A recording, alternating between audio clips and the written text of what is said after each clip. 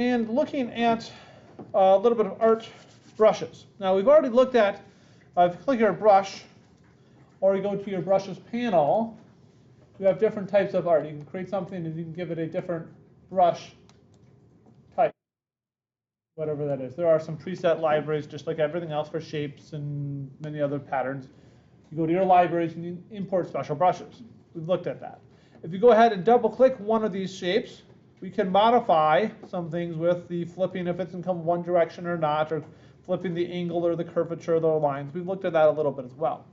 We're going to look today at actually creating your own brush unique to you. So if you go ahead and come up to your pen tool or the geometric shapes tool, you can go ahead and create a particular shape. So I'm going to go ahead and delete my other lines here.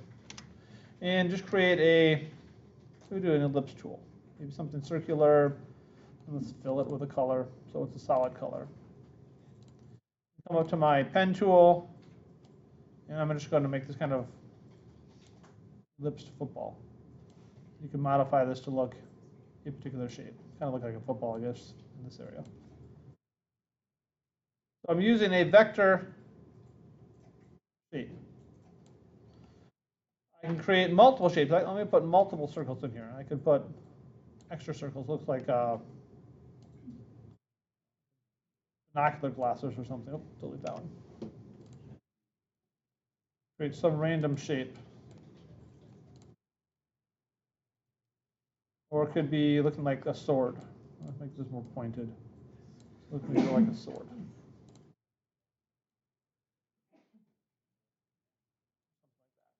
So I've got some random shape. I'm creating. You could find something. You could actually go ahead and we'll do Mickey Mouse in a second. Create some type of shape, and then I need to go ahead and group them or unite them together. So I'm going to my Pathfinder. I'm going to unite them. So now it's one piece. It's not just a couple different shapes. And I can take whatever shape I've created, whatever shape you've created, we can turn this into a brush. To do so, we have the brushes panel open. I go to the new brush section, I hit new, and I choose art brush. Calligraphy, scatter, bristle, pattern. We talked about it a little bit, I don't know, 3-4 weeks ago maybe. We're going to do art brush. So take whatever I have selected and create a shape or form into it.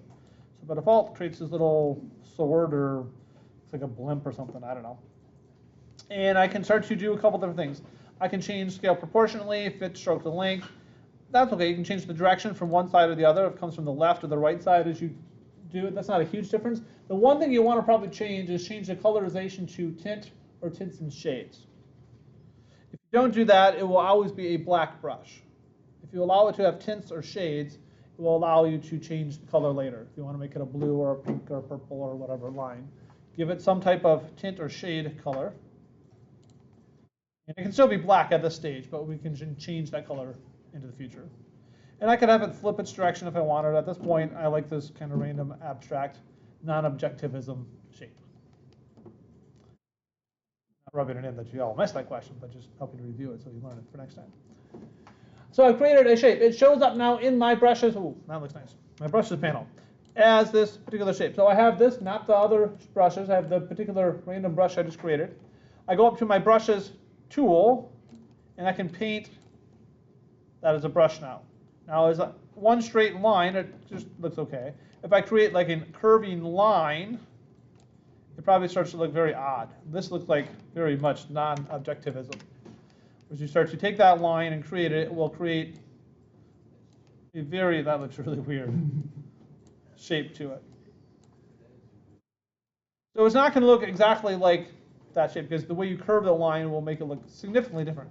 But you can have now the kind of a curve to it, a tip that's on one end is narrow and on the other end is, it's thicker in the middle. That's kind of what I ended up creating if I was doing curvature brush. Once I have a shape created, I go up to my strokes and I can go ahead and change the color, like we've been able to do.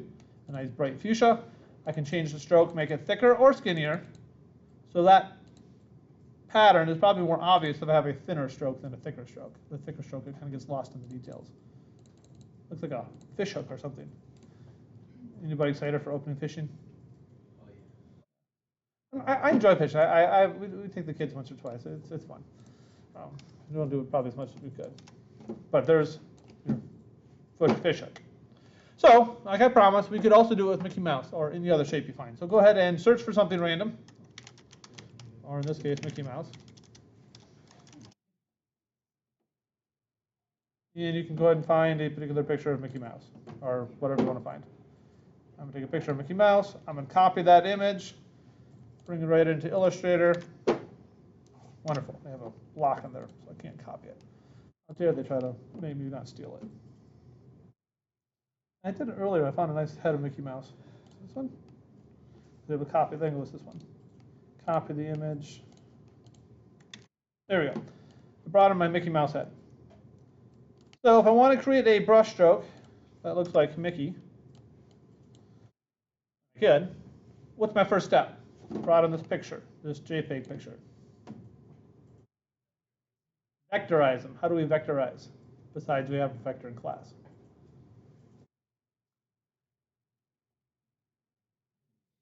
Image trace. Object, then image trace, and make. We're not going to do make and expand yet because I don't want to actually do the process until I do the more than two color choice. I hit make. I have to pop up my menu through the menu or through the menu. There's a couple different ways to pop up the menu. And I want to go more than two colors. Probably go like 3 or 4 colors. Maybe do 4 colors. Let's do 4 colors. My vectorizing, and there we go. We have Mickey's face vectorized. Now that it's drawn the outline, what else do I have to do? What's the last step of image trace? Expand. We're going to expand your horizons. I expand. Now I have everything still that's locked together, so I need to unclick. So nothing's selected. Click back to Mickey and ungroup. I want to ungroup that piece. Once it's ungrouped, I have it. So the white can go away. I don't want the white to be part of the brush. So I'm going to delete the whites that were the background of that picture. So it's just Mickey's face, which I have now. So now I can go ahead and select everything that's now Mickey without the white background. I'm going to group it back together. Once it's grouped, I can go out to my brushes, create a new, what kind of art brush do I create?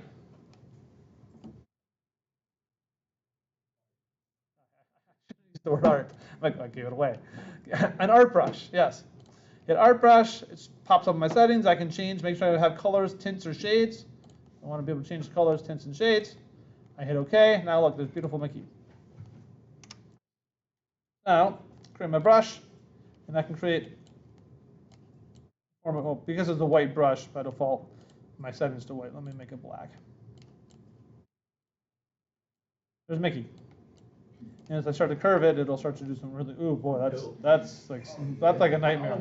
That's like I shouldn't show my kids that. They would be scared and have nightmares. And actually, speaking of nightmares, I had a really weird dream the other night, a couple nights ago. This was a nightmare. I woke up in a cold sweat. I was outside placing yard signs for my campaign, and missiles kept blowing them up.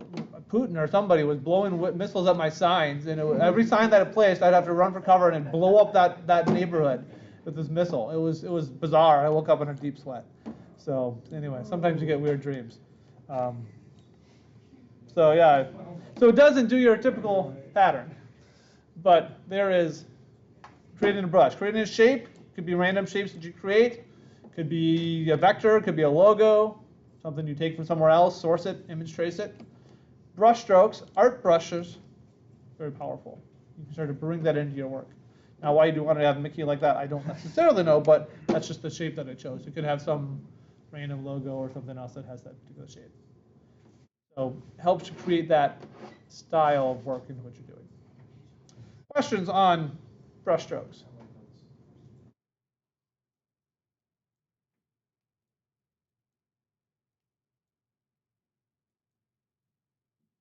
Seeing none? Oh, James? I was just, that's very long arm.